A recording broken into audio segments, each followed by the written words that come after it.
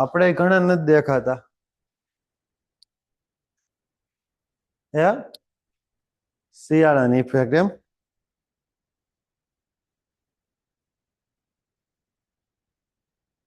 ના ના ટીએસ વાળાને જરૂર નથી જે ટેકનિકલ સુપરવાઇઝરની પ્રિપેરેશન કરતા હોય એને આની જરૂર નથી જો આપણે ઓલી અમદાવાદ વાળી મ્યુનિસિપાલિટીની તો વાત થઈ ને કે નથી વાત થઈ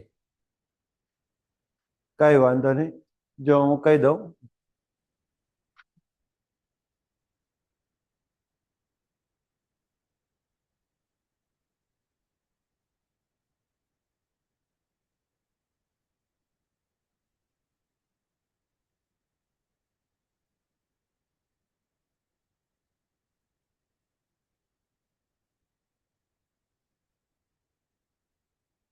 આપણે ટીએસ ની કેટલી વેકેન્સી આવી છે 475 સમથિંગ આવેલી હે ને આમાં જે એક્ઝામ લેવાય ને બરાબર એ 100 માર્ક્સની છે અને એ તમને કેના બેઝ છે ક્લાસ 3 ના બેઝ ઉપર એટલે તમારા બધા સબ્જેક્ટ પૂરેપૂરા ભણવાના નહીં આવે અરાઉન્ડ કંઈક ટેકનિકલ છે એ કંઈક 80 માર્ક્સ સરાઉન્ડિંગ નું હશે 80 to 75 માર્ક્સ નું બરાબર આમાં તમે ખાલી ક્લાસ 3 ના મટીરિયલ છે એ તમે અત્યારે જોઈ લો ને તોય તમારું ચાલી જાય આપણે અત્યારે જે સબ્જેક્ટ ભણીએ છીએ અથવા તો જેની માટેની પ્રિપેરેશન કરીએ ને એ આપણે કરીએ છીએ કોના માટે ક્લાસ 2 માટેની ક્લાસ 2 માટેની કઈ આવવાની તો વેકેન્સી આરએનબી ની વેકેન્સી આવવાની બરાબર તમે તરત જ પૂછશો કે સાહેબ વેકેન્સી ક્યારે આવવાની બરાબર ને હોય જ તમે ને હું તૈયારી કરતા હોય તો મારે મગજમાં પહેલો પ્રશ્ન એ જ હોય કે વેકેન્સી ક્યારે આવવાની કે જેની માટે આપણે તૈયારી કરતા હોય એ સામે ન દેખાતું હોય તો વાંચવાનું મૂડ બેહે નહીં પણ એ વાત ચોખ્ખી છે પણ તમે જો એમ વિચારીને કરશો ને કે જ્યારે આની વેકેન્સી રિલીઝ થશે બરાબર પછી હું પ્રિપેરેશન કરાય તો એ તમારા માટે સમય પ્રોપર નથી તમે જેટલી જલ્દી તમારો સિલેબસ આખો કમ્પ્લીટ કરી દો અને રિવિઝન આવતી વધુ જેટલી વાર કરો ને એટલી વખત તમારા પાસ થવાના ચાન્સીસ વધશે આ મેઇન કી ફેક્ટર છે અને તમને લોકોને પહેલેથી બોલાવવાનું અને તમને સ્ટાર્ટ કરવા પાછળનું રીઝન એ જ હતું કે તમારો સિલેબસ પૂરો થાય બરોબર તમે કહો કે આ એક્ઝામ ક્યારે કન્ડક્ટ થઈ શકે તો જો આના ઇન્ટરવ્યુ જે પ્રીવિયસલી લેવાય એના ઇન્ટરવ્યુ હજી બાકી છે બરોબર મે બી નેક્સ્ટ મંથ કાં તો એની પછીના મંથમાં આના ઇન્ટરવ્યુ લેવાના સ્ટાર્ટ થાય બરોબર એના પછી ત્યાંથી એડવર્ટાઇઝમેન્ટ રિલીઝ થઈ જશે એડવર્ટાઇઝમેન્ટ રિલીઝ થાય એના 3 થી 4 મહિનાની અંદર તમારું કેવું હોય એક્ઝામ હોય હવે આપણે સમજી લો કે આજથી 5 મહિના પછી કદાચ એક્ઝામ હોય અને તમારું સિલેબસ ની તમે કમ્પ્લીટલી પૂરો કરી દો અને તમે 2 મહિના તમે કમ્પ્લીટલી રિવિઝન માટેનું તમે સમય આપો ને તો તમારા પાસ થવાનું ચાન્સીસ સૌથી વધુ ક્રિએટ થાય બરાબર હવે થાય એવું કે મોટે ભાગે સ્ટુડન્ટ હોય ને સર ટીએસ માં કેટલા સબ્જેક્ટ આવે છે અક્ષયભાઈ એ ટીએસ માટેનો આખો અલગથી એક લેક્ચર લેવાયેલો છે ઓનલાઈન યુટ્યુબ ઉપર જ અવેલેબલ છે બરાબર એ તમે જોશો ને તેમાં કમ્પ્લીટલી સમજાવી દીધેલું છે કે એનો પાસનો સિલેબસ ની કઈ રીતના છે આખો આપણે શું હતું કેની વાત કરતા હતા હે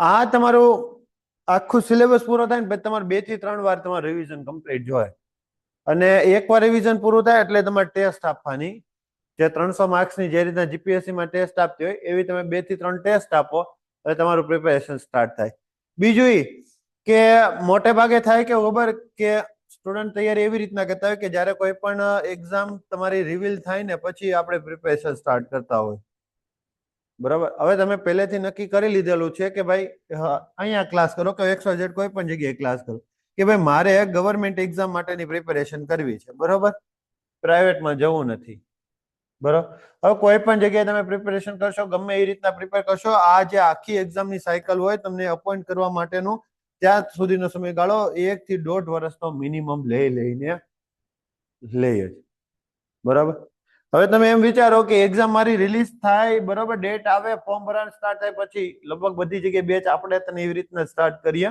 અને બીજી XYZ બધી જગ્યાએ એ રીતના સ્ટાર્ટ થાય. તો પછી મોટે ભાગે સ્ટુડન્ટ પ્રિપેરેશન કરવાનું હોય ને એની પર પ્રેશર જ એટલું હોય કે સિલેબસ કમ્પ્લીટ કરવાનું, ટેસ્ટ આપવાનું, જોડે જોડે રહેવાનું, રિવિઝન કરવાનું. એ પ્રેશરમાં આપણે હેન્ડલ કરી શકીએ નહીં. અને પેલું થાય કેવું કે ફર્સ્ટ ટાઈમ તમારી એક્ઝામ હોય. આ એક્ઝામ જે તમે જીટીયુમાં એક્ઝામ આપેલી એની જેમ એક્ઝામ ન હોય, બરોબર?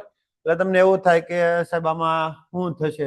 લાસ્ટ ટાઈમમાં તો એટલું પ્રેશર હોય ને, મેં તૈયારી કરેલી એટલે મને ખુદને ખબર છે, બરોબર, કે છેલ્લે એટલું પ્રેશર હોય કે તમને એમ થાય કે આ વાંચ્યું કે નથી વાંચ્યું, આ આવડશે કે નહીં આવડે, આમાંથી કઈ યાદ જ નથી રહેતો, કોઈ ડેટા યાદ નથી રહેતો, બરોબર? તો આવી વસ્તુ થાય. તો આ વસ્તુ ન થાય એટલા માટે જેને આપણે ગવર્મેન્ટમાં જવાનું છે, બરોબર, તો એને અત્યારથી જ પ્રિપેરેશન સ્ટાર્ટ કરી દેવાય. જો ડિપ્લોમા વાળા હોય, બરોબર, તમારી માટે નહીં, જનરલાઇઝ બધા માટે કહું તો એને ક્લાસ 3 ઉપર ફોકસ કરે. અને ડિગ્રી વાળા હોય ને તો એને ક્લાસ 2 માટે ફોકસ કરે. તમે કહો સાહેબ બંનેમાં ફરક હું, તો બંનેમાં ફરક કન્ટેન્ટનો. આમાં જે પૂછાય એની કન્ટેન્ટ કેવો આવે, ઓછો આવે, બરોબર?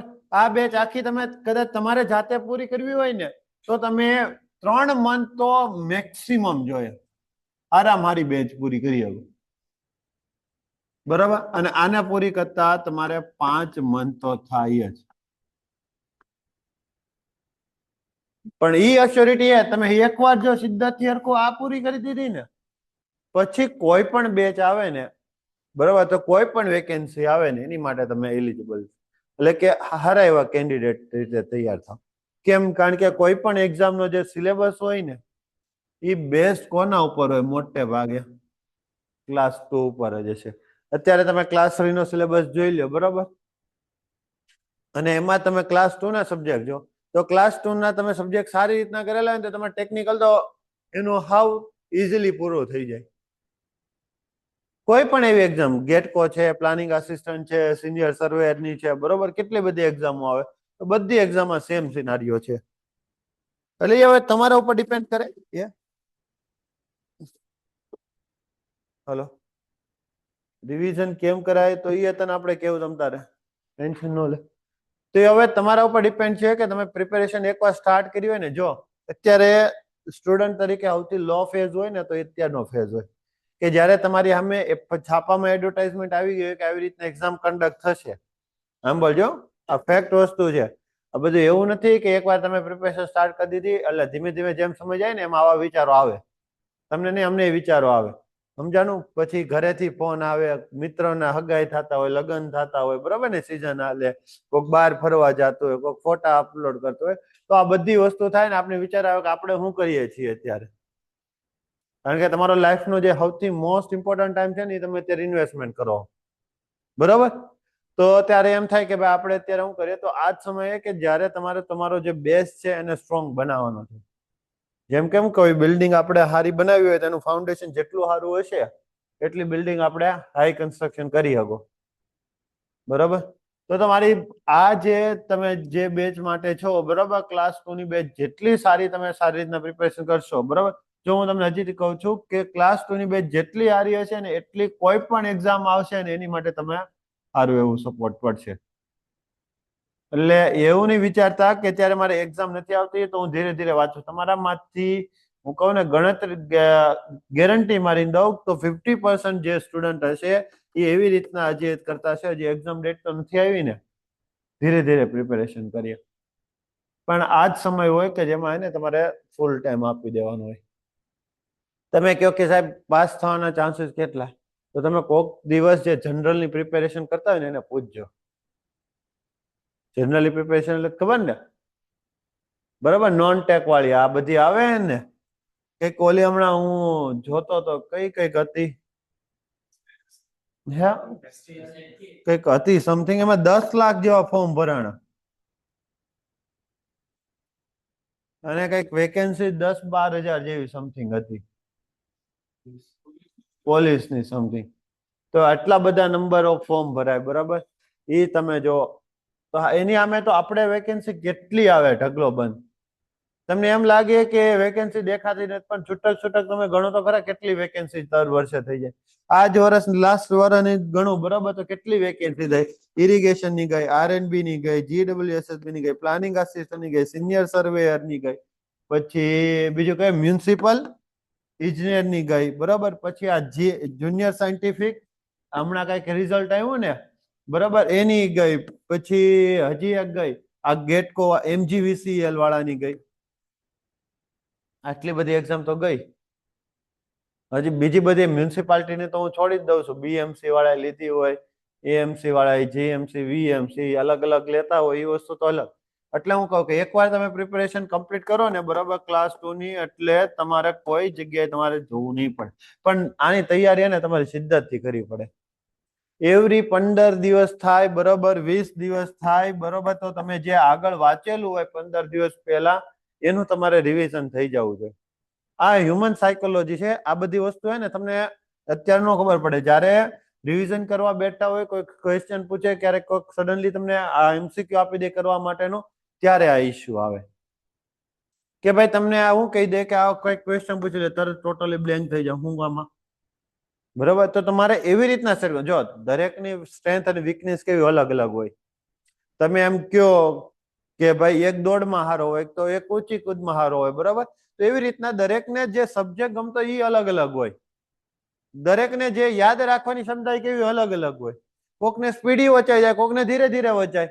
ધીરે ધીરે વચાઈને લાંબા ટાઈમે રિવિઝન કરવું પડતું હોય. કેટલાકને સ્પીડી વાંચતા હોય એને ઓછા ટાઈમે રિવિઝન. તો એ તમારે તમારી સ્ટ્રેન્થ ને વીકનેસ શું છે એ તમારે જાણવાનું અને તમારી રીતે નક્કી કરવાનું કે અમુક સમય થાય એટલે મારું શું થઈ જવું જોઈએ. જે વાંચેલું હોય એની એટલીસ્ટ તમારે આ થિયરી રિવાઇઝ થઈ જાય જોઈએ. બરોબર ને. કોઈ સબ્જેક્ટ એવો ન હોય કે અહીંયાથી ભણાવ્યો હોય પછી 2-3 મહિના પછી તમે પકડો પછી ઓહો આવું તો કઈક ભણ્યા હતા સમજ્યા. આવી વસ્તુ ન થવી જોઈએ. આ વસ્તુ થાય તો એ તમે જે કરો છો ને એની માટે જસ્ટિફાઈ નથી. તમને ઘરેથી આપણે શેની માટે મોકલે? પ્રિપેરેશન કરવા માટે મોકલે. કોઈ આમાંથી જોબ કરે? સ્વિગીમાં ડિલિવરી કરવા જતા હોય, ખાવાનું ન હોય એવું કોઈ છે? તમને મમ્મી પપ્પા બધી બેઝિક એમ્યુનિટી એટલી તો આરામથી પ્રોવાઈડ કરે કે જેનાથી તમારી મસ્ત એવું સાયકલ સર્વાઈવલ થઈ જાય. તમારે ખાલી કરવાનું છે હું ભણવાનું ને મેન્ટલ બરાબર ને. આમે તમે જુઓ તો તમારા મમ્મી પપ્પા જે છે કેટલા વાગે ઉઠીને કરે? ઉઠી જાય ને 6 વાગે 5 વાગે. ગામડામાં રહેતા 4:30 વાગે ઉઠી જતા હોય. ખેતરે જતા હોય, કેટલાકને વાડીએ જતા હોય બરોબર ને. બહુ સારું આપણે ઘરેથી સ્ટેટસ હોય તો આપણે કોઈ ગવર્મેન્ટની પ્રિપેરેશન કરીએ જ નહીં. કરો? કોઈને 100, 200, 500 કરોડની પ્રોપર્ટી હોય તો કોઈ પ્રિપેરેશન કરે? નોંધ કરે. ચોખ્ખી વાત છે ને. તો એ એટલી ઉંમરે એટલી મહેનત કરે તો આપણે તો યંગ એજ છે ને. તો તમે એમ વિચારી લો કે તમે અત્યારે ઉઠીને ખાલી ક્લાસ ભરી ન ગો લાઈવ લેક્ચર બરોબર તો જસ્ટિફાઈ છે કે કેમ? ખાસ કરીને ઓનલાઈન વાળાને જ મારે કહેવાનું હોય એટલા માટે જ આમ કારણ કે ખબર હોય કે કઈ રીતના વાંચતા હોય ને કઈ રીતના. કારણ કે તમારી જેમ અમે પ્રિપેરેશન કરેલી તમે અત્યારે બે જે વિચારો ને એ બધી વસ્તુ અમે ફીલ કરેલી છે બરાબર. એક્ઝામ એવું નથી કે પેલા કઈ પાસ થઈ ગયેલી, અમે ફેલ કરેલું છે બરોબર. એટલે અમને બધી વસ્તુ ખબર છે કે શું વસ્તુ છે. તમે તો જે પ્રાઇવેટમાં ગયા હોય કે ન ગયા, અમે 2-2 વર્ષ પ્રાઇવેટમાં કામ કરીને આવ્યા બરાબર. 15,000 તમારી પાસે હું કરાવી લઈ ને એ અમને ખબર છે. ઉત્તરાયણ હોય ને આગલે દિવસે સ્લેબ ભરાતો હોય બરાબર ને. કાં તો ઉત્તરાયણ બપોર પછી સ્લેબ પૂરો થાય પછી ઉત્તરાયણ આપણી શરૂ થાય.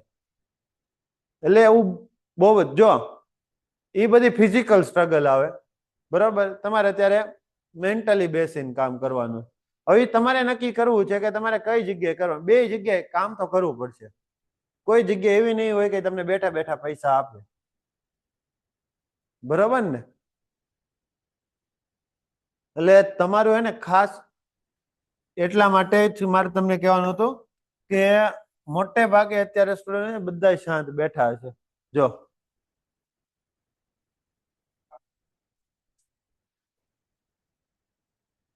હવે તમારે તમારી રાતે હું કઈ દરરોજ એક જણા ઉઠાવવા ન આવો ને ભાઈ ઉઠતો ઉઠી ગયો કે નહીં? હે પછી ફોન ઉપાડે, હા સાહેબ કાલથી લેક્ચર ભરી લે, બરાબર. તો એ તમારે તમારી જાતે, જો અહીંયા કોઈ તમારી ઉપર ધ્યાન રાખવા વાળું નહીં, તમે તમારી જાતે જો, તમે તમારું ઘડતર એ કરી શકો અને આમનમય પડી શકો. તો એ તમારે જોવાનું. કોઈ તમને તમારા મમ્મી પપ્પા ડેઈલી નહીં પૂછે કે કેમ છોકરા તૈયારી કરે છે કે શું છે, કેટલી કલાક વાંચ્યું. એ હવે તમે મેચ્યોર કહેવાય, બરાબર. તમે 1 યર પાસ આઉટ થઈ ગયા, 21 વર્ષ થઈ ગયા ને પછી ઓલું મતદાન કરવા માટે 21 વર્ષ પછી જ અલાવ કરે ને, આ 18 વર્ષ. એવું એવું એ એટલા માટે સમજે કે 18 વર્ષ પછી તમે એટલા મેચ્યોર થઈ ગયા હોય કે તમે તમારી સમજણ શક્તિનો યુઝ કરીને કઈ વસ્તુ સારી છે કઈ વસ્તુ ખરાબ એનો ઓપ્ટ કરી શકો. એ તમે બીજા માટે પસંદ કરો તો તમારી જિંદગીમાં તો તમારે શું કરવું શું ન કરવું એ તો તમે ઓપ્શન કરી શકો ને, બરાબર. તો ખાલી હું નહીં કરો, આ તમારે શું વસ્તુ છે એના ઉપર. સર ક્લાસ 2 ની બેચમાં બધું થોડું થોડું કમ્પ્લીટ થઈ ગયું હોય તો ટીએસ ની બેચ અલગથી લેવાય. થોડું થોડુંક જો મારો પહેલો પ્રશ્ન એ કે થોડુંક થોડુંક કેમ કમ્પ્લીટ થાય? અહીંયા તો તમારે કમ્પ્લીટલી ચાલતું હોય, બરાબર. તો તમે ડેઈલી ના લેક્ચર પતાવવાનું જ છે ને રિવિઝન કરવાનું હોય. અને અત્યારે તમારી વેકેન્સી આમે નથી તો તમે ધીરે ધીરે ચાલે તો તમારી પાસે અમુકનો રિવિઝનનો પીરિયડ કેવો રહે, વધારે રહે, બરોબર ને. તો આ વસ્તુ આવે તો પેલો મારો સવાલ એ રહે કે ભાઈ હાઈ કેમ એવું? પછી ગૌતમભાઈ એની માટે એવું હોય ને તો મને ફોન કરજે, બરાબર. શું તારું પ્રોબ્લેમ છે, સિચ્યુએશન છે, કેટલું થોડું થોડું બાકી છે એ આપણે જોઈ લેશું. કારણ કે થોડુંક પછી હોય કેટલું એ આપણે કેમ ખબર?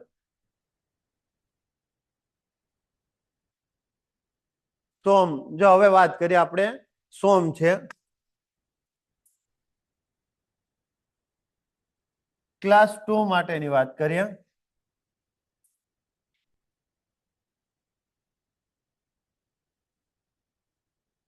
ક્લાસ 2 માં તમે વાત કરીએ ને તો 15 માર્ક્સ, અરાઉન્ડ 15 થી 20 માર્ક્સ નું સોમ પૂછાતું હોય.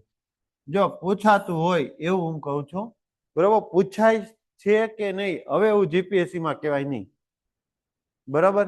લાસ્ટના તમે પેપર ઉપાડીને જોઈ લો ને તો કોઈ પણ સબ્જેક્ટમાં એવું ફિક્સ ના કહી શકાય કે આમાંથી આટલા માર્ક્સનું પેપર પૂછાય છે. આજથી હું તમને 3 વર્ષ પહેલા જ્યારે હું પ્રિપેરેશન કરતો હતો, બરાબર, જેની પહેલા તમને પેપર છે એ પેપર હું તમને કહું તો એમાં ફિક્સ હોય કે આટલાથી આટલા માર્ક્સનું દરેક સબ્જેક્ટનું વેટેજ હોય. હવે કઈ રીતના સિનારીઓ છે કે કોઈ પણ નાનો અમથો ટોપિક હોય એમાંથી વધારે માર્ક્સનું પૂછી લે અને બહુ મોટો સબ્જેક્ટ હોય એમાંથી બહુ ઓછું પૂછી લે.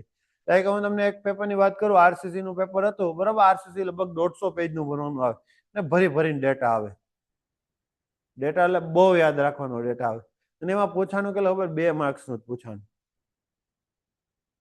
એટલે હવે તમે એમ કહો તો સાહેબ આવો સબ્જેક્ટ સ્કીપ કરીને જાય તો એવું ન હોય. હાલો પૂછાઈ ગયું તો આપણે તો ધોવાઈ જઈએ કે ન ધોવાઈ જાય.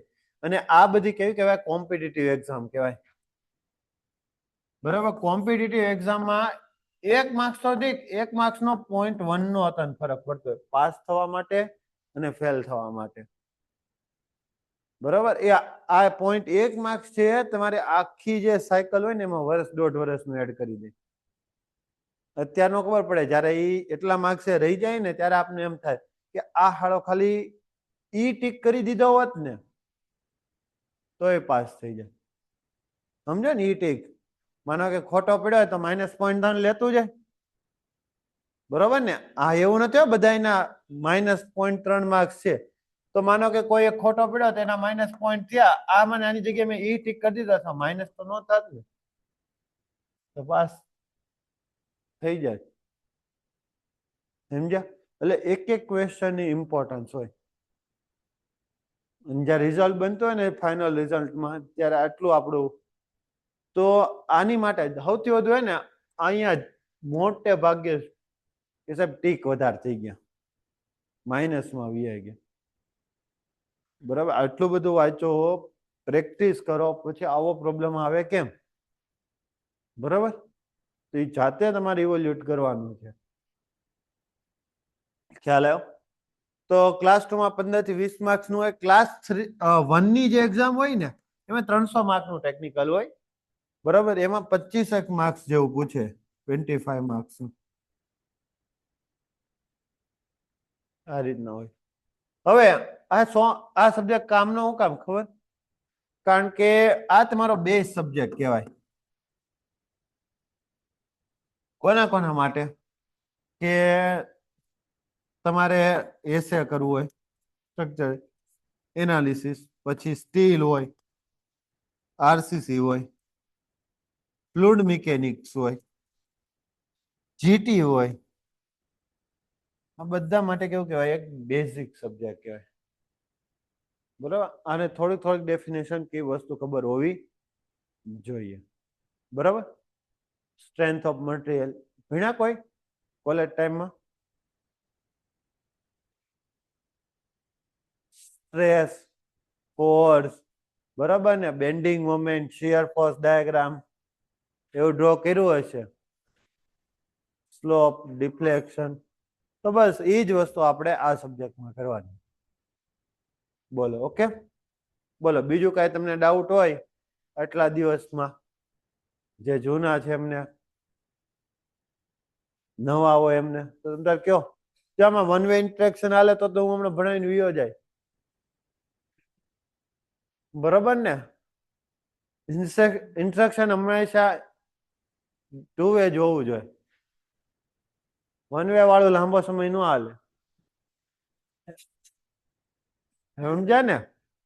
વાત કરતા હોય તમે ફોન ઉપર, ખાલી સામેથી હા આવતું હોય તો એ લાંબો સમય ટકે એ બધું હોય તો થોડોક સમય કેવું કરી દેજો. નહીં હાવ બંધ નહીં કરી દેતા, પાછું પાસ થયા પછી મળશે નહીં. એટલે ફિક્સ ટાઈમ કરી દેવાનો. જો બધા એવા જોયેલા કે જેમને હોય ને અત્યારે પાસ કર્યું, જેમને ન હોય તોય પાસ ન થતા એવાય જોયેલા. બરાબર. એટલે ફિક્સ ટાઈમ કરી દેવાનો કે ભાઈ દુઃખથી નસ ઉપર હાથ રખાઈ ગયો. બધા દુઃખથી નસ હોય જ. ફિક્સ ટાઈમે વાત કર. અને બીજી વસ્તુ, ઇન્સ્ટાગ્રામ અને ફેસબુક તોય હું ગમે એટલી વાર કહું ને કે નહીં રાખતા તોય તમારા ક્લાસમાંથી જ રિક્વેસ્ટ આવે. ભાઈ એક્સેપ્ટ શું કરે? મેં જ ખુદ અનઇન્સ્ટોલ કરી દીધેલો હોય. બરાબર. ક્યારેક ક્યારેક બૈરું પોસ્ટ મૂકે અને એમ કે તમે કઈક રીપોસ્ટ નથી મૂકતા, ત્યારે ઇન્સ્ટોલ કરવું પડે અને ત્યારે જોઈ લઈ કેટલા કેટલા આમાંથી હતા. આને તો શું કર્યું? આજે પૂરું થઈ જાય. એટલે ઇન્સ્ટા અને ફેસબુક આપણે કોઈ કામમાં નથી. એમાં કોઈ નોલેજ મળે નહીં. એમ નહીં કહેતા કે એમાં રીલ્સ આવે એમાં જનરલ નોલેજ આપે. બરાબર. એ ટોટલી ખોટી વસ્તુ છે. આપણે એટલું જનરલ નોલેજ જોતું નથી. આપણે ખાલી ટેકનિકલ તમે સારું કરી લો ને તોય જનરલ નોલેજની જરૂર નહીં પડે. જોબ સાથે exam, interview preparation regarding advice આપજો ને. ના ના એલા નહીં કરવાનું એવું થોડું કહેવાય. કેટલાકને જરૂરિયાત હોય કરવી પડે જોબ. ઇન્ટરવ્યુ શેમાં છે અને કઈ એક્ઝામ છે બેન, એવું હોય ને તો તમે મેસેજ કી કરજો, તમને હું કહી દઈ. કારણ કે ઇન્ટરવ્યુની પ્રિપેરેશન, એક્ઝામ ને જોબ 3 વસ્તુ થઈ જાય. આપને એવું લાગે પણ માર્કેટમાં તમે અમે ક્લાસ 3 ની બેચ ભણાવીએ ને, જે ઓલી ડિપ્લોમા વાળાની ભરતી નો આવે હમણાં, એમાં તમે એવા એવા સ્ટુડન્ટને તૈયારી કરતા જોઈએ તો તમને એમ થઈ જાય કે નહીં આપણે તો તૈયારી કરવી જ જોઈએ. કાંઈ ન ખબર પડતી હોય. મેં એમ કીધું હોય ને આ સ્ટ્રેસ છે, બરોબર? સ્ટ્રેસ નો યુનિટ ન્યૂટન પર. ન્યૂટન શું છે અને mm સ્ક્વેર શું છે એ ન ખબર હોય. લ્યો તો એ તૈયારી કરતા હોય. અને એ તૈયારી કેવી કરતા? ગજબની તૈયારી કરતા હોય. એને જોઈને આપને એમ થાય કે નહીં આને તો કાંઈ નો સમજ પડે ને તોય પછી હું કે હા સાહેબ હું મારી રીતે કરી લે. ગોખે ગમે એટલું, ન ખબર પડે તો પાછો મેસેજ કે સાહેબ આમાં નથી હાવ ખબર પડતી. એને પાછું ભણાવે કે એને કહી દે કે સિમ્પલ આટલી વસ્તુ હોય ને તો તું ગોખીને કા પૂછે તો આટલું કરીને. હવે એ લોકો એટલે એ પાછું કેવું હોય ખબર? કેટલાકના છોકરા હોય 3-3, 4-4 વર્ષના. એટલે કેટલા 3-4 વર્ષ એટલે 7 વર્ષ પછી તમારું તૈયારી કરતા, 8 વર્ષ પછી. 8 વર્ષ પછી એ કેટલા હજારની? 26,000 કે 30,000 ની માટે જોબ કરવા માટે અથવા 40,000 માટે રેડી થતા હોય. એટલે તમારી તો એજ કેટલી છે? હા, તો પછી શું કામ ન થાય? 1 વર્ષથી 1.5 વર્ષ તમારું સિદ્ધતથી આપી દો ને તો આ એક્ઝામ તમારા માટે કાંઈ નથી. પછી આટલી લેટ હતા પ્રિપેરેશન કરવા માટે આવે એ તમને અત્યારે ન ખબર પડે કે અમુક વસ્તુ જોઈએ તમે માર્કેટમાં આવો બરાબર ને ઓલું શું કે સામાજિક વ્યવહારમાં આવો પછી તમને ખબર પડે કે આમાં આપણું ભેગું નહીં થાય, કંઈક કરવું પડે અલગ, પછી હતા પ્રિપેરેશન કરવા માટે. આ બધી વસ્તુ કેવું ખબર કે હજી તમે એની સાથે રિલેટ ન થયા હોય એટલે તમને એની અવેરનેસ ન હોય કે આ વસ્તુ કઈ રીતના લાઇટલી લેતા હોય. તો જે વસ્તુ જે સમય કરવી પડે ને એમાં શિદ્દતથી એક વસ્તુ રાખવાની, કરવી છે તો શિદ્દતથી પ્રિપેરેશન કરવાની, નહીં કરવી તો મોજ મજા કરી લેવાની. બે જગ્યાએ રહીને ટાઈમ નહીં બગાડવાનો, મોજ મજા ન થાય અને ગામને એમ લાગે કે વાંચે છે. બરાબર, સારું ચાલો વાત કરીએ. હવે આપણે નવો સબ્જેક્ટ સ્ટાર્ટ કરીએ છીએ, કયો? Strength of material. એટલો તો ડોઝ બરોબર હે ને, ભાઈ બહુ ઓવર થઈ જાય. કમ્પ્લીટ હે ને?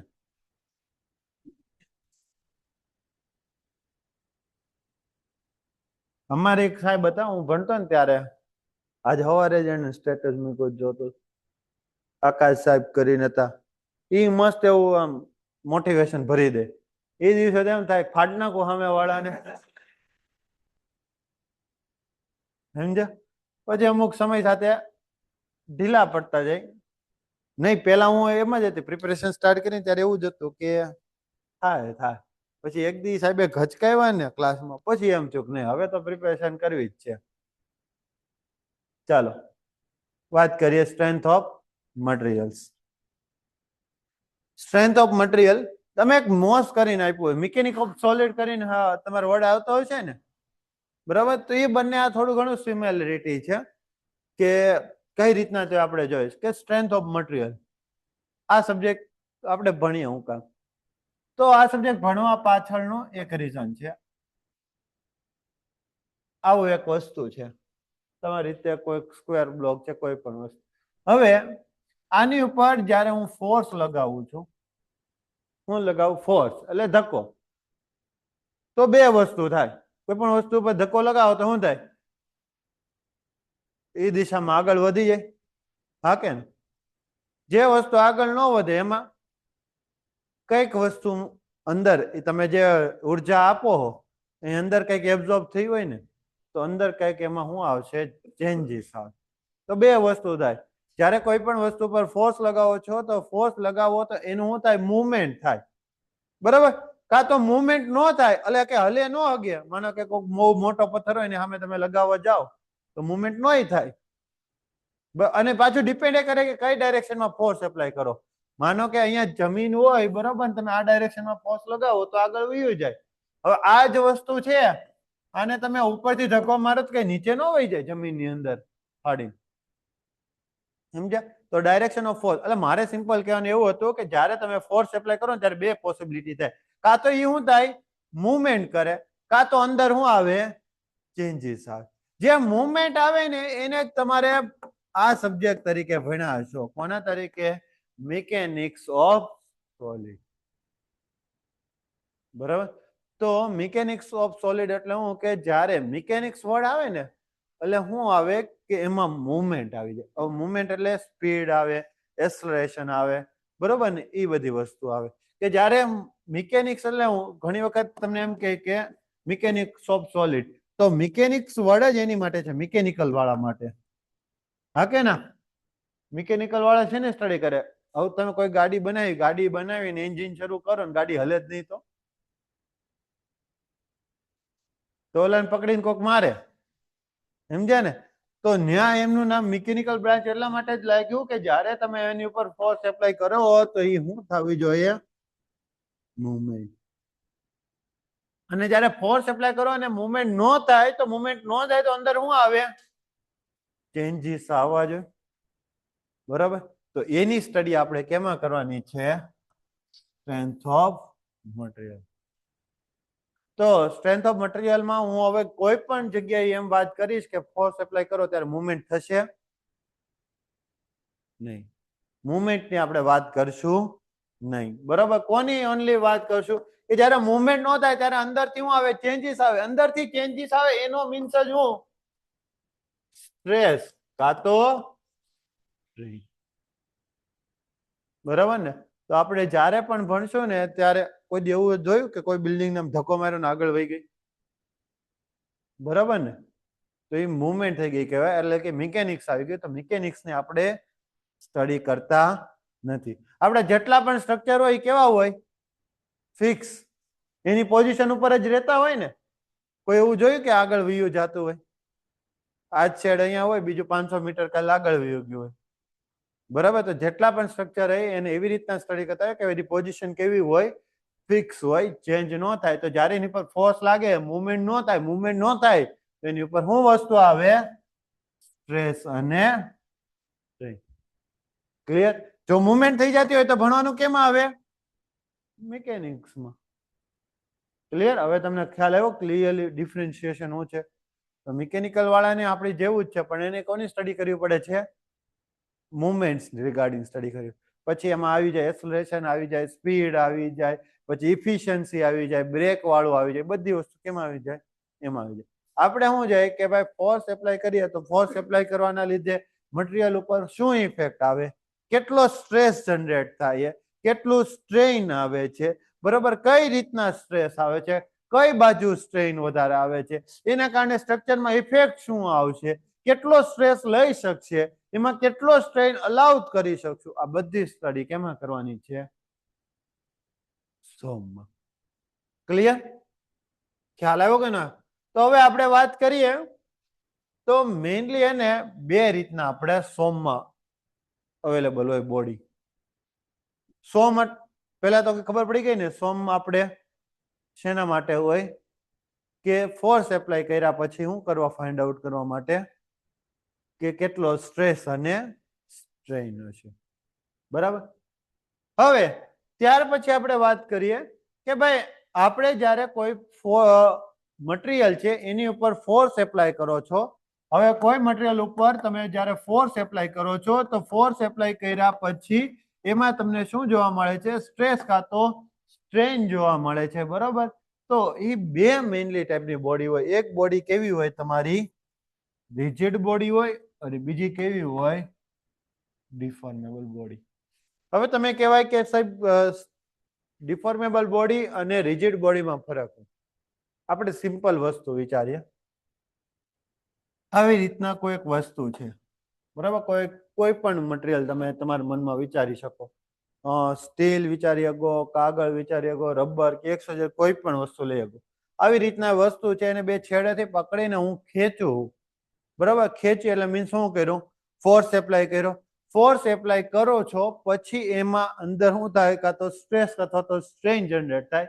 એટલે એના પછી હું તમે જો કે એની જે લંબાઈ હતી એની કરતા એના લંબાઈ પછી જ્યારે ફોર્સ એપ્લાય કરો છો, પેલા લંબાઈ હતી ધારો કે એલ સમજી લઈએ અને પછી લંબાઈ ધારો કે એલ ડે સમજી લઈએ. બંને લંબાઈ સેમ રહી છે કે ચેન્જ આઉટ થાય છે? એ જો તમારી રીતે કોઈ પણ વસ્તુ જો ચેન્જ આઉટ થતો હોય, બરોબર, હું એમ નથી કહેતો વધે કે ઘટે. ઘણી વખત કેવું થાય કે આવી રીતના ફોર્સ એપ્લાય કરો તો શું થાય? ઘટે તન ખરા ને. એટલે મારો સિમ્પલ એવો છે કે પેલા ફોર્સ એપ્લાય કર્યા પહેલાની લંબાઈ અને ફોર્સ એપ્લાય કર્યા પછીની લંબાઈ બંને સેમ હશે? અલગ અલગ હોય. બરોબર. તો જો તમે ફોર્સ એપ્લાય કર્યા પહેલાની લંબાઈ અને પછીની લંબાઈ બંને કેવી જોવા મળે? અલગ અલગ જોવા મળે. તો એ ટાઈપની બોડીને કોના તરીકે ઓળખવામાં આવે છે? ડિફોર્મેબલ બોડી તરીકે ઓળખવામાં. ક્લિયર? ખ્યાલ આવ્યો કે ન આવ્યો? તો તમને એમ પૂછે કે ડિફોર્મેબલ બોડી એટલે શું? તો શું હશે ડિફોર્મેબલ બોડી? ફોર્સ એપ્લાય કર્યા પછી શું જોવા મળશે? ચેન્જ જોવા મળશે. શેમાં ચેન્જ જોવા મળે? લેન્થમાં જોઈ શકો, વિડ્થમાં જોઈ શકો કે હાઈટમાં જોઈ શકો. ડિપેન્ડ કરે ને કઈ જગ્યાએ એપ્લાય કરીએ. બરોબર ને? તો તમારા કોઈ પણ ડાયમેન્શનમાં કેવો થાય? તમને ચેન્જ જોવા મળે. ક્યારે ચેન્જ જોવા મળે? ફોર્સ એપ્લાય કર્યા પછી. તમને પહેલાની લેન્થ અને પછીની લેન્થ નોટ ઇક્વલ ટુ લખ્યું. આને શું કહેવાય? Not equal. તમને સેમ જોવા મળશે નહીં. એટલે તમને શું જોવા મળ્યું? Change in length. બરાબર, તો જ્યારે ચેન્જ ઇન લેન્થ જોવા મળે તો આ બોડીને કોના તરીકે ઓળખવામાં આવે છે? ડિફોર્મેબલ બોડી તરીકે ઓળખવામાં આવે છે. ક્લિયર? હા કે ના? ત્યાર પછી આપણે બીજી વાત કરીએ. કોની વાત કરીએ? રિજિડ. હવે નામ ઉપરથી ખબર પડી હશે શું હશે? રિજિડ કેવું હશે? ફોર્સ એપ્લાય કર્યા પહેલાની લંબાઈ અને પછીની લંબાઈ સેમ, ચેન્જ જોવા મળે નહીં. તો એવી બોડીને કોના તરીકે ઓળખવામાં આવે છે? રિજિડ બોડી તરીકે ઓળખ. તો જો અહીંયા લખેલું જ છે એકદમ ગુજરાતીમાં કે ફોર્સ એપ્લાય કર્યા પછી પણ તમને સ્ટાર્ટિંગની લેન્થ અને પાછળની લેન્થ બંને કેવી જોવા મળે? આ લેન્થ માટે નથી કહેતો, પછી કોના માટે? વિથ માટે પણ ચાલે અને ડેપ્થ માટે પણ. જો બંને વસ્તુ કેવી જોવા મળતી હોય? સેમ જોવા મળતી હોય એટલે મીન્સ કેવો છે? ચેન્જ ઇન લેન્થ કેવો છે? 0. ચેન્જ ઇન લેન્થ 0 થાય તો તમારું એમાં સ્ટ્રેન અતન કેવું થાય? 0 થાય. સ્ટ્રેન એકચ્યુઅલીમાં શું છે? Change in length upon initial length નો રેશિયો. બરાબર, આપણે આજે આગળ આખું ભણવાનું આવશે, પણ અત્યારે તમને ખાલી બેઝિક આઈડિયા આપે. સ્ટ્રેન શું છે? રેશિયો છે. એટલે કે લંબાઈમાં જે ડિફરન્સ આવ્યો હોય ઈ ના છેદમાં કઈ લંબાઈ આવે? ઓરિજિનલ. એટલે કે ઓરિજિનલની સાપેક્ષે એમાં વધારો કે ઘટાડો કેટલો થયો એને જ કોના તરીકે ઓળખવામાં આવે છે? સ્ટ્રેન તરીકે ઓળખવામાં આવે છે. તો આમાં તમને સ્ટ્રેન જોવા મળ્યો? બરાબર, તો આ બોડીને કેવી કહેવાય? ડિફોર્મ. આ બોડીમાં તમને સ્ટ્રેન જોવા મળે? કેમ સ્ટ્રેન જોવા નથી મળતો? લેન્થ ચેન્જ થતી નથી. એટલે કે ઇનિશિયલ લેન્થ અને ફાઇનલ લેન્થ કેવી છે? સેમ છે. એટલે કે ફોર્સ એપ્લાય કર્યા અને ફોર્સ એપ્લાય કર્યા પછીની બંને લેન્થ કેવી છે? સેમ છે. તો ચેન્જ ઇન લેન્થ કેવું થઈ ગયું? ઉપર કેવું થઈ ગયું? 0. છેદમાં ગમે વેલ્યુ હોય તો આન્સર કેવો આવે? 0. તો સ્ટ્રેન કેવું? 0. તો એટલા માટે આ બોડીને કોના તરીકે ઓળખવામાં આવે છે? રિજિડ બોડી તરીકે ઓળખવામાં આવે છે. બરાબર. હવે બીજું કે એક તમે આવું ભણ્યા હશો, આવું લખ્યું હશે, લખ્યું તો હશે જ, પેપર પાસ થવા માટે જીટીયુમાં લખ્યું તો હશે. આને શું કહેવાય? સ્ટ્રેસ. આને શું કહેવાય? સ્ટ્રેન. સ્ટ્રેન હોય એટલે શું આવે? સ્ટ્રેસ આવે. બરોબર ને? તો આપણે ડિફોર્મેબલ બોડીમાં સ્ટ્રેસ અને સ્ટ્રેન આવે. જ્યારે આમાં કેવું હશે? 0. પણ એકચ્યુઅલીમાં આ પ્રેક્ટિકલી પોસિબલ થતું નથી. આ કેવી આપણે સિચ્યુએશન જોઈએ છીએ? આઈડિયલી જોઈએ. તો સોમમાં આપણે કોની સ્ટડી કરશું? એક્ઝેક્ટલી. તો પહેલો જ ક્વેશ્ચન કે સોમમાં કઈ બોડીની સ્ટડી કરવામાં આવે છે? Deformable body. પણ તમને ખબર હોવી જોઈએ કે ડિફોર્મેબલ બોડી એટલે શું? ફોર્સ એપ્લાય કર્યા પછી શું જોવા મળે? ચેન્જ ઇન લેન્થ જોવા મળે. બરોબર, એટલે શું જોવા મળે? સ્ટ્રેન જોવા મળે. શું જોવા મળે? સ્ટ્રેસ જોવા મળે. એ બોડીને કેવી કહેવાય? Deformable body. તો એ બોડીની આપણે સ્ટડી કરીએ છીએ. કેમાં સ્ટડી કરીએ છીએ? સોમની અંદર સ્ટડી કરીએ છીએ. ક્લિયર? ખ્યાલ આવ્યો કે ન આવ્યો? તો બે બોડી થઈ. કઈ બોડી થઈ? હાલો એક વાર જોઈ લઈએ. રિજિડ બોડી અને બીજી કઈ?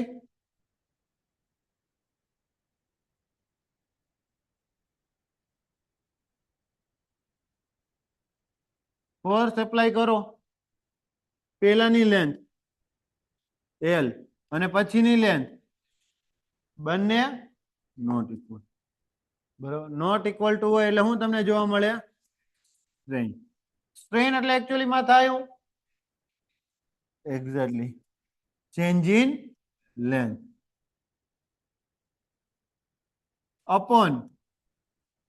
અપોન કઈ લેન્થ આવે? ખબર. માનો કે પેલા એક બાર હતો 1 મીટર નો હતો, પછી ઈ બાર ને હું કર્યું? હું કઈક ફોર્સ એપ્લાય કરું છું પી કરી, પછી આની મને લંબાઈ કેટલી જોવા મળી? 1.2 મીટર. બરાબર ને? એના કરતા સેજ લાંબુ. તો હું તમને એમ કહું કે આમાં સ્ટ્રેન કેટલું જોવા મળ્યું છે? તો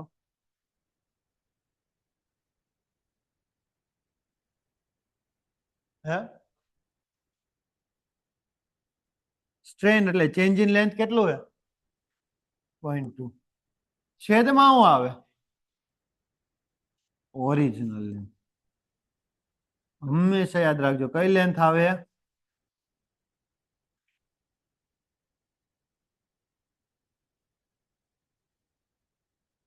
ઓરિજિનલ લેન્થ કેટલી છે? તો સ્ટ્રેન કેટલું આવ્યું? ક્લિયર ને? તો આવી રીતના સ્ટ્રેન કેલ્ક્યુલેટ કરવાનું. તો આના બેઝ પર તમને એક્ઝામ્પલ MCQ પૂછાય છે. તો આનો યુનિટ કેટલો થાય? કેમ યુનિટલેસ? તો જો ઉપરનો લેન્થ યુનિટ શું થાય? ચેન્જ ઇન લેન્થ એટલે મેજર કેમાં કરાય? મીટરમાં. હા કે ના? અને નીચે મીટર મીટર ઉડી. તો આનો યુનિટ બીજો MCQ કેવું હોય? સ્ટ્રેન કેવું હોય? યુનિટલેસ. ક્લિયર? તો ડિફોર્મેબલ બોડી લેન્થ સેમ ના રહે. રિજિડ બોડી, રિજિડ બોડી કોને કહેવાય? પહેલાની લંબાઈ એલ, પછીની લંબાઈ બંને કેવું હોય? તો strain is equal to change in length upon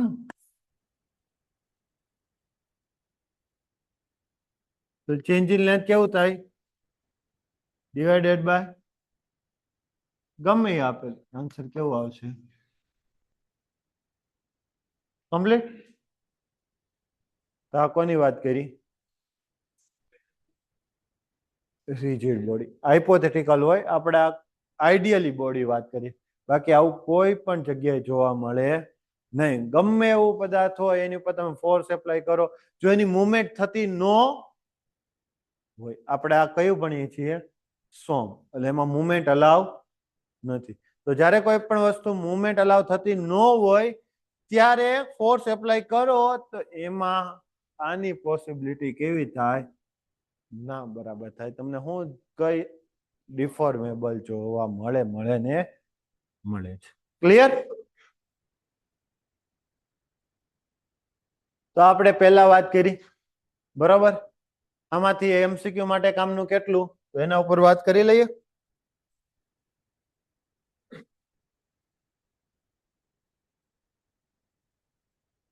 પહેલો MCQ આ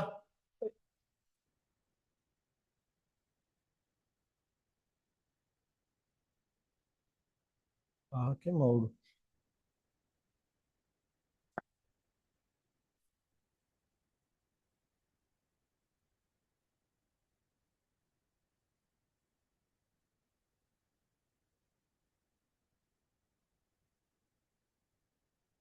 પહેલો MCQ અહીંયાથી હું કે સોમમાં આપણે કઈ બોડીની સ્ટડી કરીએ છીએ? કઈ body? Deformable body. Deformable body કોને કહેવાય? હે પહેલા અને પછી ચેન્જ આઉટ જોવા મળે એને શું કહેવાય? Deformable body. રિજિડ બોડી તમને એમ પૂછે રિજિડ બોડીમાં સ્ટ્રેન કેટલો હોય? 0. આ કેવી હોય તમારી?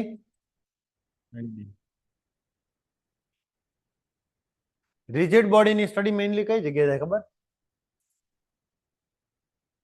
આ આપણા માટે MCQ નથી, પેલા લોકો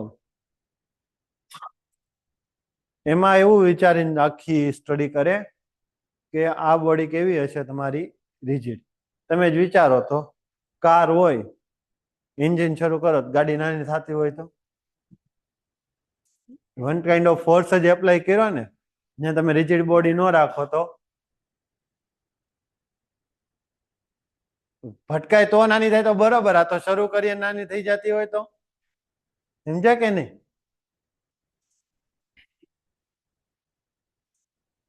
સ્ટ્રેનના કારણે સ્ટ્રેસ આવે કે સ્ટ્રેસના કારણે સ્ટ્રેન આવે? બંને એકબીજાના કારણે, એક હોય એટલે બીજું આવે. બરોબર, સ્ટ્રેન હોય તો સ્ટ્રેસ આવે અને સ્ટ્રેસ હોય તો સ્ટ્રેન આવે. એટલા માટે એકબીજા કેવા છે? Directly proportional. ઓકે, ચાલો.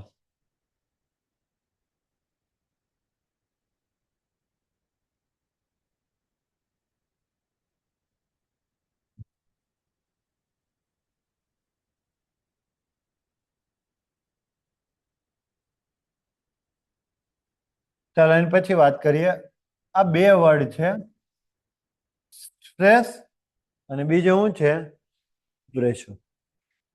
આ જે આપણે સોમનાથ શરૂ થયું, બેઝિક વસ્તુ છે કે શું હોય છે, કઈ રીતના હોય છે એના ઉપર, બરાબર. સ્ટ્રેસ અને બીજું શું છે? પ્રેશર. સ્ટ્રેસ એટલે શું થાય? Force upon area. ફોર્સ નો યુનિટ શું આવે? Newton. Area metre square, centimetre square અથવા તો mm સ્ક્વેર. તો સ્ટ્રેસ નો યુનિટ જનરલી શું થાય? Newton per metre square. હવે ન્યૂટન નો નાનો એકમ આ એસઆઈ એકમ કહેવાય. પછી ઓલા ખબર એસઆઈ એકમ આવતા, સીજીએસ એકમ હતા આવતા. નાનો એક એમકેએસ આવે અને બીજું સીજીએસ આવે. મોટું કેવું કે મીટર કહેવાય, નાનું શું કહેવાય? સેન્ટીમીટર કહેવાય. એવી રીતના આવતું ને. મોટું કેજી કહેવાય, નાનું શું કહેવાય? ગ્રામ. બરાબર ને? તો એવી રીતના ન્યૂટન નું નાનું યુનિટ શું થાય? ડાઇન. ડાઇન એટલે યુનિટ છે, ડાઇન. બરાબર. અને મીટર સ્ક્વેર નો નાનો યુનિટ કયો થાય? Centimetre square. તો આ એનો કયો યુનિટ થયો કહેવાય? CGS unit. 1 ન્યૂટન બરાબર કેટલા ડાઇન થાય? હે 10⁵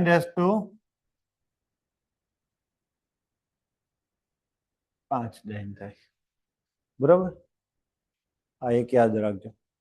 તો સ્ટ્રેસ નો યુનિટ તમને પૂછે તો આમાં ન્યૂટન પર મીટર સ્ક્વેર. હવે બીજી વસ્તુ કે સ્ટ્રેસ એકચ્યુઅલીમાં છે શું ખબર? શું છે? તમે કહો ફોર્સ પર એરિયા. ફોર્સ પર એરિયા નથી. કે જ્યારે તમે કોઈ વસ્તુ પર ફોર્સ લગાવો, સાંભળજો, આ રીતના હું કર્યો છે, કોઈ વસ્તુ પર ફોર્સ લગાવો, ત્યારે આ મેં સેક્શન લીધું. ત્યારે આ સેક્શન ઉપર શું થાય? દરેક મોલેક્યુલ કોઈ પણ વસ્તુ ઉપર જ્યારે તમે ફોર્સ એપ્લાય કરો ને, ત્યારે પહેલું એનું રિએક્શન કેવું હોય? એને એઝ ઇટ ઇઝ વસ્તુ રહેવી. આપણે કોઈક આવે કોઈ ખળી કરે તો આપણું પહેલું શું હોય કે શાંતિથી બેસવું. જ્યારે આપણી લિમિટ કેવી થઈ જાય? વહી જાય. પછી શું થાય? આપણે ઊભું થઈને સામે બીજી એક આપી દઈએ. બરાબર. તો જ્યારે કોઈ પણ બોડી ઉપર તમે ફોર્સ એપ્લાય કરો છો, આ કેવો છે? તમારો ફોર્સ એક્સટર્નલ ફોર્સ છે. એક્સટર્નલ એટલે કેવો? બહારથી આપે. ત્યારે અંદરથી બોડી સામેથી શું આપે? રિએક્શન આપે. કોની સામે રિએક્શન આપે? તો આ જે ફોર્સ આપેલો એને શું કરવા માટે? રેઝિસ્ટ કરવા માટે અંદરથી ઇન્ટરનલી શું થાય? બીજો ફોર્સ જનરેટ થાય. આવી રીતના શું થાય? અંદરથી ઇન્ટરનલી. બહારથી આપણે શું કરીએ છીએ? એક્સટર્નલ ફોર્સ આપીએ. ત્યારે અંદરથી શું થાય? ઇન્ટરનલ ફોર્સ જનરેટ થાય.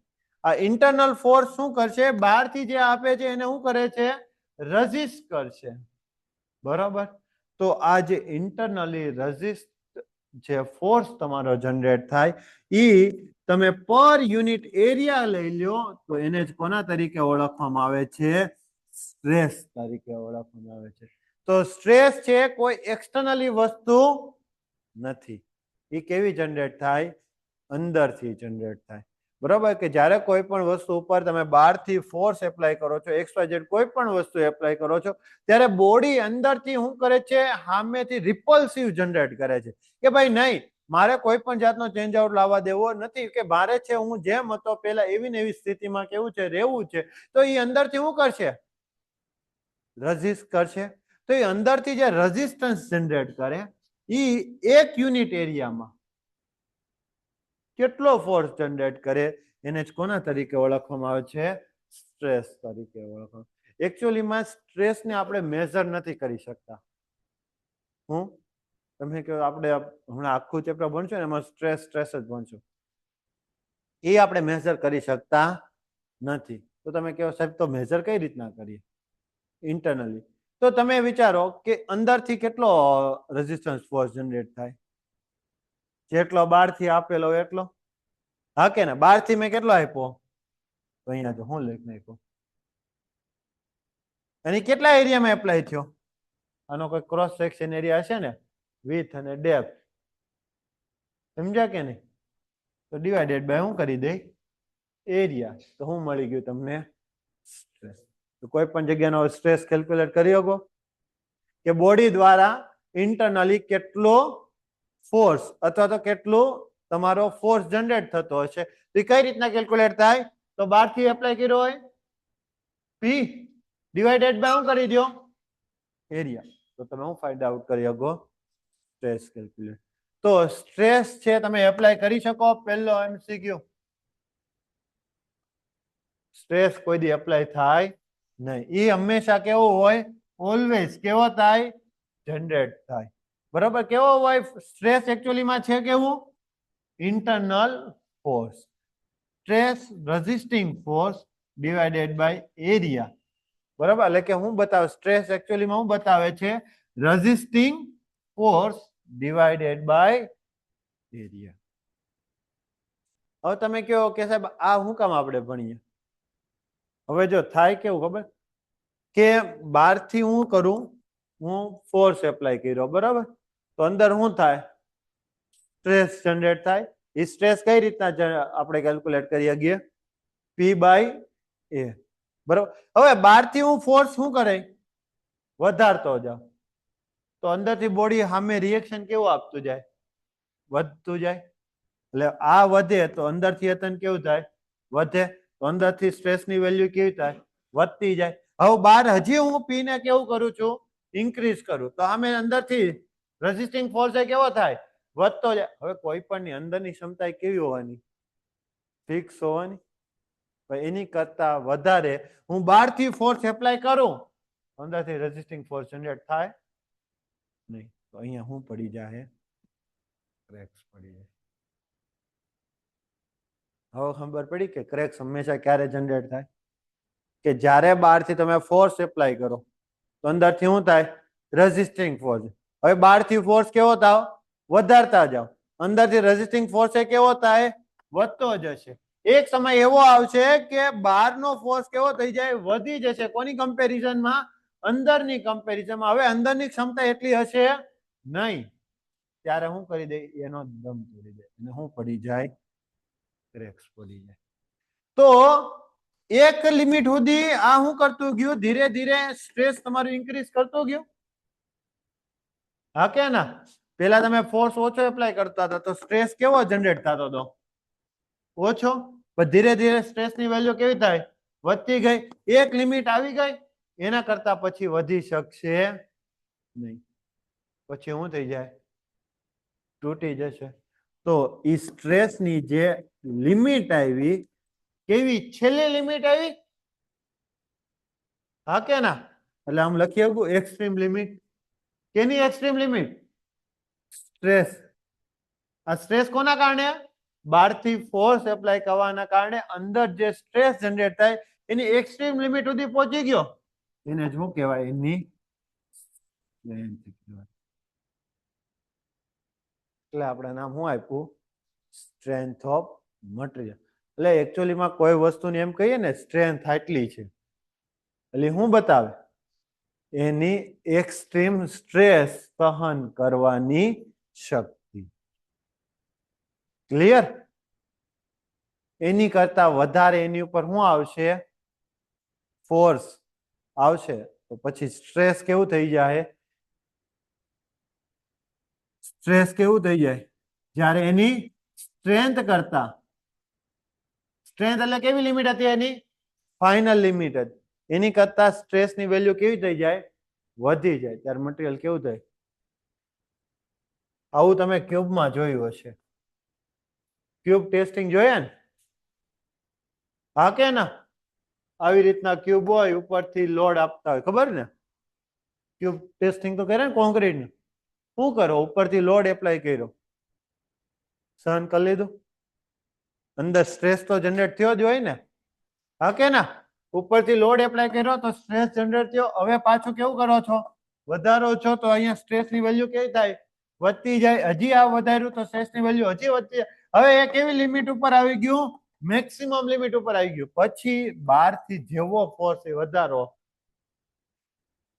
આ કેવું થઈ જાય, ફેલ થઈ જાય, તો આપણે શું કહી દઈ, આની સ્ટ્રેન્થ એટલી છે, તો સ્ટ્રેન્થ એકચ્યુઅલીમાં બતાવે શું છે, એક્સ્ટ્રીમ લિમિટ, પણ શું એક્સ્ટ્રીમ લિમિટ, અંદરથી રેઝિસ્ટ કરવાની ક્ષમતા, બરાબર ને, તો સ્ટ્રેન્થ અને સ્ટ્રેસ બંને વસ્તુ કેવી છે, સેમ જ છે, પણ સ્ટ્રેન્થ એની કેવી લિમિટ બતાવે, એક્સ્ટ્રીમ લિમિટ બતાવે, સ્ટ્રેસ જેમ ધીરે ધીરે ફોર્સ એપ્લાય કરતા જાવ એમ કેવો થાય, વધતો જાય, જ્યારે કોને મેચ થઈ જાય, સ્ટ્રેન્થ ને મેચ થઈ જાય, પછી એની કરતા વધારે એ લઈ શકે નહીં, અને પછી કેવું થઈ જાય, એ તમારું તૂટી જાય, ક્લિયર, એટલા માટે આપણે નામ શું આપ્યું સબ્જેક્ટ નું, સ્ટ્રેન્થ ઓફ મટીરિયલ. તો આમાં આપણે મટીરિયલ ની શું ચેક કરશું, સ્ટ્રેન્થ એટલે શું, મેક્સિમમ સ્ટ્રેસ કેટલો લઈ શકે છે, એટલે એના કરતા વધારે એની ઉપર શું ન આવવું જોઈએ, સ્ટ્રેસ નો આવવું જોઈએ, જો આની કરતા વધારે સ્ટ્રેસ નો આવવા દેવું હોય, બરાબર ને, આ સ્ટ્રેન્થ માનો કે કોઈ પણ વસ્તુની માનો કે 300 સ્ટ્રેન્થ આપી, હવે આનો સ્ટ્રેન્થ નો યુનિટ શું હોય છે, exactly newton per metre square અથવા તો mm સ્ક્વેર, વોટ એવર મેં આ આંકડો લખી નાખ્યો, તો હું આમાં કોઈ ડાઉટ છે, તમે 12 થી કોઈ વસ્તુ પર ફોર્સ એપ્લાય કરશો તો એના કારણે સ્ટ્રેસની વેલ્યુ, બરાબર, પેલા કેટલું આપતું હશે, 100 આપતું હશે, પછી ધીરે ધીરે ફોર્સ વધાર્યો તો 150, 200, 250, 300, ત્યાં સુધી વાંધો નહીં આવે, જેવું 300 ને એકે પહોંચશે શું થાય, ક્રેક પડી જાય, તો તમે શું કહો, આ મટીરિયલ ઉપર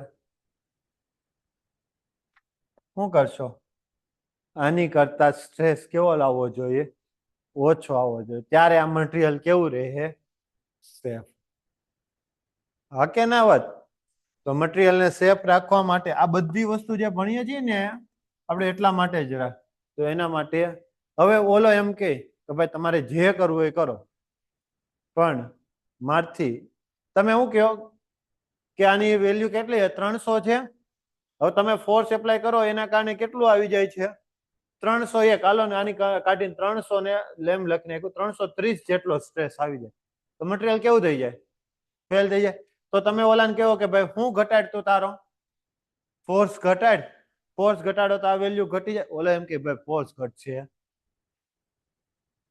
એરિયા વધારી શકો, બરાબર ને, તો તમે શું કરી શકો, બી અને ડી તમે જોયો છે ને, બીમ અમુક જગ્યાએ બીમ મોટા પ્રોવાઈડ કર્યા, અમુક જગ્યાએ બીમ નાના પ્રોવાઈડ, તો એની પાછળનું રીઝન આ, હજી એમ કે નહીં ભાઈ એરિયા તો એટલો ને એટલો જ છે, મારી પાસે જગ્યા નથી, તો શું કરો, તો તમે મટીરિયલ ચેન્જ કરો, કોન્ક્રીટ કરતા, કોન્ક્રીટ માનો કે નબળા ગ્રેડ નું હોય તો પછી કેવું કરો, વધારે ગ્રેડ, ધારો કે કોન્ક્રીટ નહીં લઈ શકતા તો પછી છેલ્લે હું મૂકી દો, સ્ટીલ, હા કે ને, તો પછી શું કરવું પડે, સ્ટીલ, એટલે કે સોમમાં આપણે શું સ્ટડી કરવાની છે કે દરેક મટીરિયલ ઉપર છે કેટલો સ્ટ્રેસ આવે છે, કેવી રીતના મટીરિયલ છે એ કેટલો સ્ટ્રેસ લઈ શકે છે, બરોબર, તો એના આધારે આપણે જ્યારે આપણે એનાલિસિસ કરતા હશું ત્યારે આપણે કયું મટીરિયલ મૂકવું ને એ આપણે અહીંયાથી નક્કી થશે, એના ઉપરથી સોમ ઉપરથી, તમે કહો કે સાહેબ આપને ખબર કેમ પડે કે 12 થી 330 જેટલો ફોર્સ આવ્યો, તો એના માટે જ આપણે ભણવાનું આવે છે, શું આવે છે, સ્ટ્રક્ચરલ એનાલિસિસ, સ્ટ્રક્ચર એનાલિસિસ કરો, એક સબ્જેક્ટ ભણે આપણે સ્ટ્રક્ચર એનાલિસિસ કરીને એક સબ્જેક્ટ આની ઉપરથી તમને મળે કે કઈ જગ્યાએ બેન્ડિંગ મોમેન્ટ અને શિયર ફોર્સ મેક્સિમમ હોય, એના કારણે bending stress shear stress maximum હોય, તો એટલા સ્ટ્રેસને રજીસ્ટ કરવા માટે આવું મટીરિયલ જોશે, તો એ મટીરિયલ સિલેક્શન ક્યાંથી કરશો તમે? SOM ઉપરથી કરશો. તો એકબીજા સાથે સબ્જેક્ટ તમારા કેવા છે? કોઇન્સાઇડ. હવે ધારો કે અહીંયા તમારી વેલ્યુ વધારે આવતી હોય, મટીરિયલ સામે એટલું લઈ શકે એવું નથી, તો તમને પછી હું કહેવો? મટીરિયલ શું કરો? ચેન્જ કરો. હવે તમે એમ કહો કે મટીરિયલ ચેન્જ થઈ શકે એમ નથી, મટીરિયલ આવીને રહી ગયું છે, તો આને શું કરશો તમે? તમારો લોડ ઓછો કરો. સમજ્યા ને? આ રીતના બિલ્ડિંગની ડિઝાઇન થાય. ક્લિયર?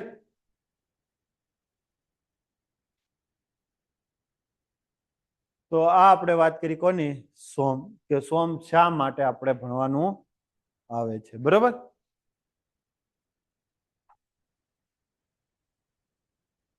આજે આપણે અહીંયા સુધી જ રાખશું. આ પહેલો લેક્ચર કાલથી તમારો હવે રેગ્યુલર સ્ટાર્ટ થઈ જાય. આ એકદમ બેઝિક હતું કે SOM ભણવાનું શેના માટે આવે, બરોબર? કે આ શું હોય. કાલથી હવે આપણું રેગ્યુલર સ્ટાર્ટ થશે કે એકચ્યુઅલીમાં SOM છે શું, અહીંયાથી. બરાબર? આ તમારું બેઝિક વસ્તુ છે, કઈ નથી, યુનિટ કન્વર્ઝન જ છે. એ હું તમને કાલ શીખવાડી દઈ કે કઈ રીતના એક યુનિટમાંથી બીજા યુનિટમાં તમારું કન્વર્ઝન કરવાનું આવે છે. બરાબર? મેં અહીંયા તમને કીધું ને એ પ્રમાણે જ છે. 1 ન્યૂટન બરાબર કેટલું થાય? જો 1 ન્યૂટન બરાબર કેટલું થાય? 10⁵ 1 ન્યૂટન એટલે શું થાય? કેજી ઇન્ટુ મીટર પર. ઓલું ખબર ને, 1 Newton is equal to M into G. આવું કઈક ભણ્યા હતા ને? Newton's law. આ એમ એટલે હું? માસ. માસ ને કેમાં લખાય? કેજી. હે? હા, કિલો. કિલો એટલે કેજી થાય. અને જી એટલે શું છે? Gravitational force. એ કેમાં હોય? મીટર પર સેકન્ડ સ્ક્વેર. તો શું થયું? કેજી ઇન્ટુ મીટર પર સેકન્ડ. આ કયો યુનિટ થયો? MKS1. હવે એમાંથી કેમાં જવું હોય? CGS માં. CGS એટલે નાનું. તો આનું નાનું કરો તો આનું નાનું કેટલું થાય? 1000 ગ્રામ. આ મીટર નું નાનું 100 સેન્ટીમીટર. સેકન્ડ નું નાનું? સેકન્ડ જ રહી. સેકન્ડ ખુદ નાનો છે. બરાબર ને? તો અહીંયા નહીં. તો આ 3 અને આ 2. તો કેટલું થયું? 5. અહીંયા શું થઈ ગયું? ગ્રામ સેન્ટીમીટર સેકન્ડ સ્ક્વેર. તો આને શું કહેવાય? 10⁵ કઈ રીતના? ક્લિયર? તો આ રીતના ને તમારે કન્વર્ઝન બધાના કરવાના આવે. એક બીજું એક યાદ રાખી લેજો. 1 કેજી બરાબર કેટલા આવે? તો 10. 1 કેજી બરાબર કેટલું આવે? 10 ન્યૂટન.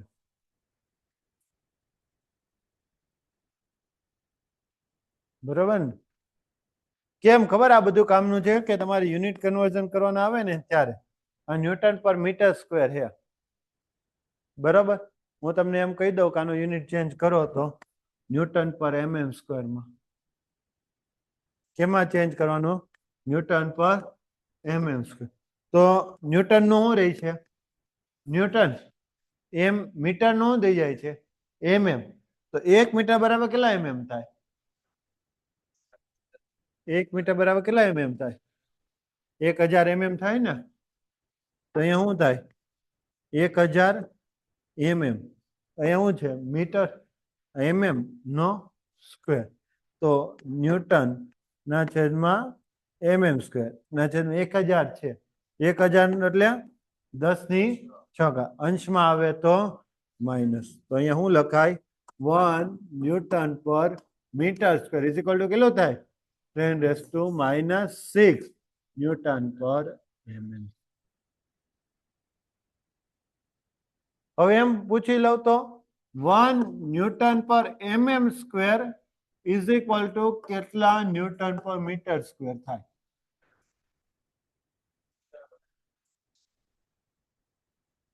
આ બાજુ તો કેવું હતું? માઇનસ.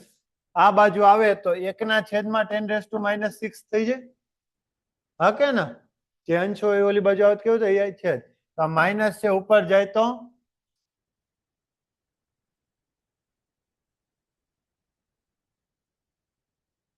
બરાબર ને યુનિટ કન્વર્ઝન આમાં નહીં આવડે ને તો તમારો માર્ક્સ જશે ન્યૂટન પર એમએન સ્ક્વેર હોય ઘણી વખત ન્યૂટન પર સેન્ટીમીટર સ્ક્વેર આને ન્યૂટન પર મીટર સ્ક્વેર ને બીજું શું કહેવાય પાસ્કલ હતું કહેવાય શું કહેવાય પાસ્કલ ખબર ને પ્રેશર વાળો યુનિટ મેજર કરે તો આને શું કહેવાય 10⁶ પાસ 10⁶ ને શું લખાય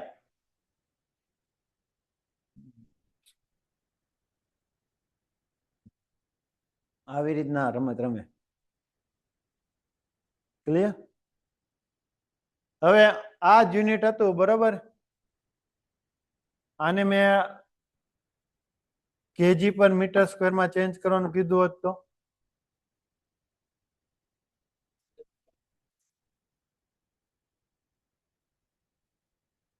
હું એમ કહું 1 ન્યૂટન પર મીટર સ્ક્વેર બરાબર ખાલી જગ્યા કેજી પર મીટર સ્ક્વેર થાય તો શું કર્યું